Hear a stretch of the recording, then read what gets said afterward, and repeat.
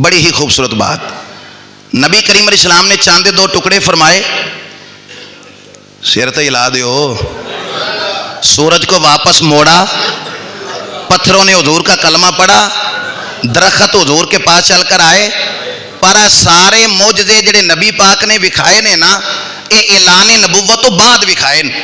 جب 40 سال عمر ہوگی اور پھر لوگ آتے جی کلمہ پڑھیں گے, کام کر کے دکھاؤ. نبی پاک نے وہ سارے کام معجزات دکھائے, لیکن اعلان نبوت سے پہلے, اپنے نبی ہونے کا اعلان کرنے سے پہلے 2 وصف ایسے تھے جو مکہ کے اندر مشہور تھے. کیا تھے؟ اے سچے بھی ہیں, اے امانت دار بھی ہیں.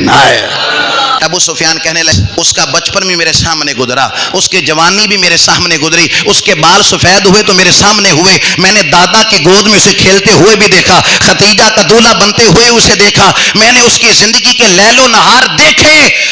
کہنے لگا بادشاہ مخالفت اپنی جگہ پہ, دشمنی اپنی جگہ پہ, جہاں تک بات ہے سچ بولنے کی, ہم نے زمانے میں دیکھا ابھی اس نے اعلان نبوت نہیں کیا, اس سے پہلے بھی ہم اسے صادق بھی کہتے ہیں, اسے امین بھی کہتے ہیں. آیا وہ اسیر دشمن کی چاہ میں بھی, اسیر دشمن کی چاہ میں بھی, مخالفوں کی نگاہ میں بھی, وہ امین ہے, صادق ہے, معتبر ہے, میرا پیغمبر عظیم تر ہے.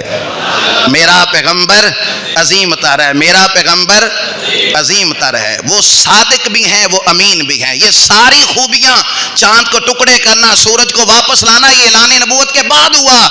وہ جو 40 سال کا وقت گزارا وہ صداقت اور امانت کے ساتھ گزارا.